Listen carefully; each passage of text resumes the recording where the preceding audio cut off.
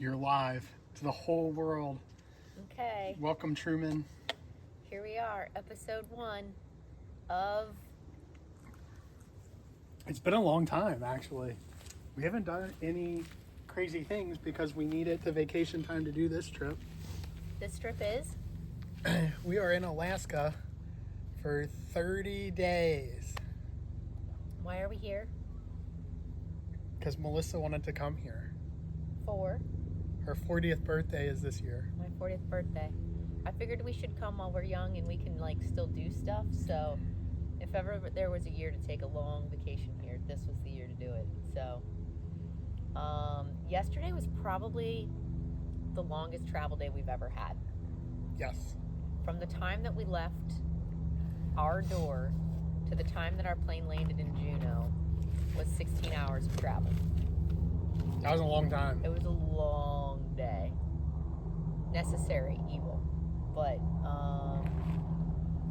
we had 2 layovers. We had a short flight to Chicago, and then a long flight to Seattle, and then a shorter flight to Juneau. In Seattle, we had kind of a lengthy layover because they kept changing our flights and making it a longer and longer layover. So we had enough time to actually eat dinner, which was kind of nice. So we sat in the airport and they had a nice second-story bar that overlooked the runway, and Jared has an app that he follows the planes. Yeah, so we could tell where every plane coming in was coming from. And what plane it was, how big it was. So it was pretty cool seeing flights come in from Dubai, Dublin, Istanbul. It was pretty cool. We made the most of our downtime. Yeah. It was fun. It was geeky and fun. We watched a good movie. We got to Juneau at 8:30 at night. Again, it was not supposed to be that late. We are doing a Turo car for the first time. So far, good with that experience. We'll introduce you to our car in a bit. Mm-hmm. So we got to our campsite, was a little late. It was probably 9:30. Yeah, we pulled in at 9:30. And we got to our campsite, and there is a 25-foot RV parked in our camping spot. All the lights are turned out in it. Nobody's around it. They don't have anything laid out.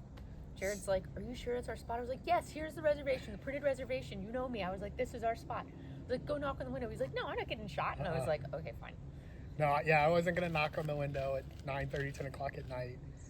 So we just set up across the street. Well, first we went to the campsite host. We were going to ask the campsite host what to do. But I didn't want to park it somewhere just to displace somebody else and have somebody else in the wrong spot. But there was nothing really we could do because our camp hosts weren't around. So we got up this morning when we heard the RV fire up. And Jared ran over there and was like, "Do you have the spot reserved?" And he was like, "No." And Jared's like, "Yeah, we have the spot reserved." And he was like, "Oh." I was like, "All right, we're going to start moving our stuff over now." As soon as the guy said, "Oh, well, we don't know what we're doing," Melissa said, we're going to start moving our stuff over. I was like, geez, give the guy 2 seconds to realize what just happened. So she was not happy about that last night. we had to relocate camp across the street today.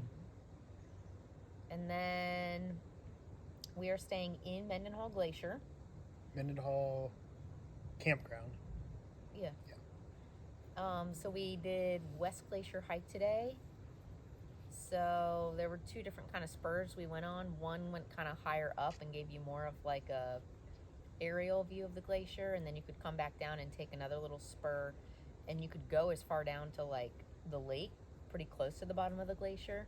And then we did that, and that was a tough hike.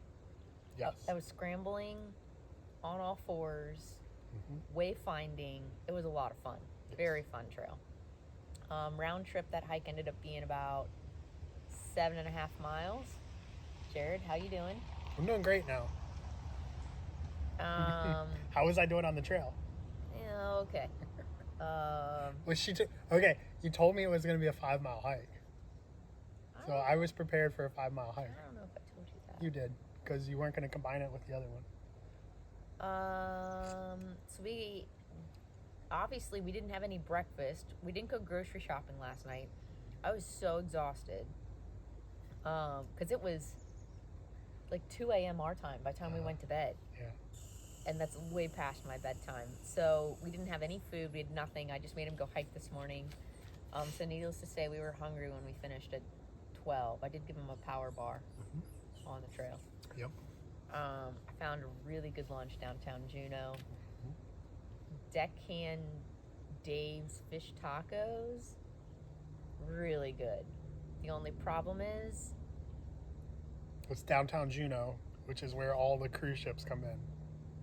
so we were fighting tourists. It wasn't that bad. Real tourists.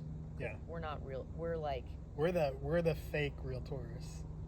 we're the tourists that don't want to be tourists. We're a Toro tourist.